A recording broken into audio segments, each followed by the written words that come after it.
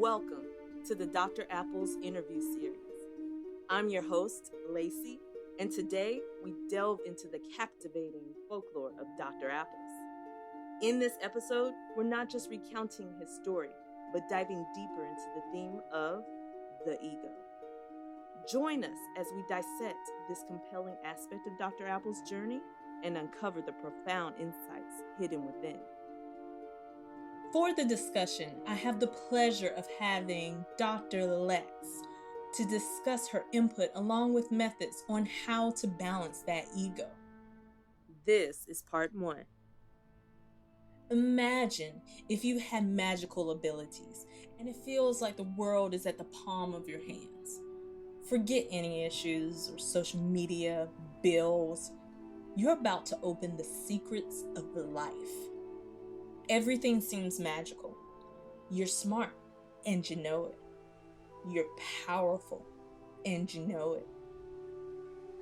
All is wonderful. Then, without notice, your best friend, your protector, your only friend, your mother is kidnapped. What would you do? Could you have prevented this? Was this your fault? And now is the moment you've been waiting for. My guest created the Institute for Sexuality and Intimacy. She's a certified sexologist, licensed marriage and family therapist in the state of Missouri. She combines therapy and education to create a well-rounded experience and also to conquer taboo topics. Her therapy work helps people heal from relationship distance, intimacy challenges, depression, anxiety, grief, and trauma.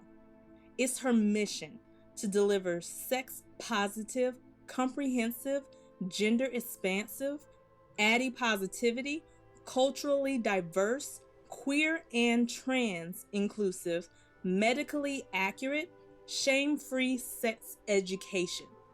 Not only that, she's a best-selling author for a book I feel every parent should own. I have it.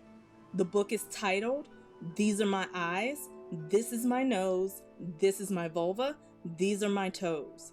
It's a book to help children of all genders and their caregivers to normalize body parts. I've known her for quite some time. I'm so proud of her, and let me tell you, her heart is bigger than her smile. What a pleasure to have here Dr. Lex James, also known as Dr. Lex. Welcome, Dr. Lex. Hello. I'm so glad that you're here. So, Dr. Lex, here we have a rather egotistical, magical teen in episode 1, Teen Dr. Apples. So I just wanted to quickly define the ego for listener, just simply from dictionary.com. The I or self of any person, a person as thinking, feeling, and willing, and distinguishing itself from the selves of others and from objects of its thought. A person's sense of self-esteem or self-importance.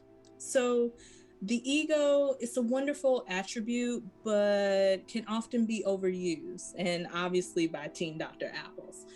So Dr. Lex, could you explain to someone like myself who comprehends the definition of ego, but what does that mean? Or how does my ego affect my everyday life?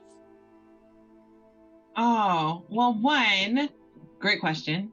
And then 2, thanks for having me. I'm super excited. In talking about ego, I'm going to explain it the way it was explained to me many, many moons ago regarding Sesame Street characters and a little bit of Muppet Babies. Okay, so stick with me here. The ego, which people often misname and think about it as pride, isn't exactly what we're talking about, right? People are like, put your ego aside, when they really do mean put your pride aside. Ego is actually split into 3 forms. So we have the id, id, the ego, ego, and the superego. So imagine ego in a cape. So your id is like Cookie Monster, right? I see cookies, cookies, nom, nom, nom, nom, nom, nom, nom, nom, right? And that is exactly what the id is. The id is I see something, I want it, I go get it. It is pleasure-centered. It is all for self. There is no giving up and sacrificing for others in the id. It's really what you think of when you think of maybe like toddlers, for instance. It's all about them. And they're the ones who are most important, and they're the ones who matter. So that's your id. It's Cookie Monster. Now, your superego is more like Bert, right? From the Muppet Babies. And Bert is like, Ernie, don't do that. This is not the way we do that.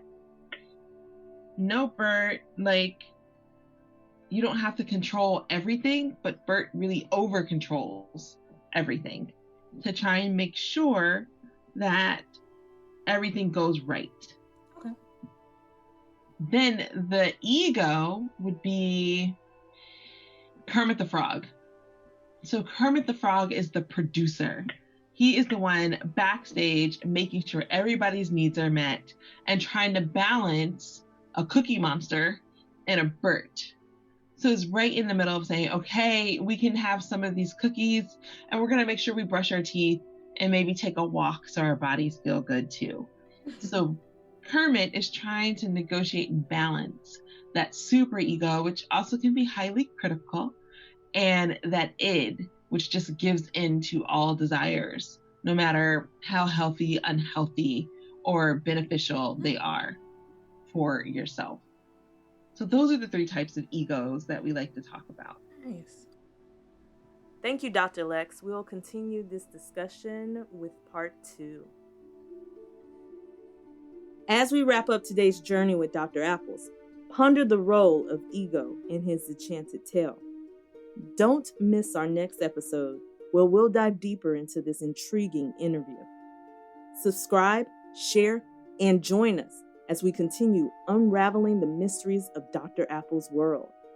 Until next time, keep exploring the depths of the unseen and join us on the hunt to find his mother.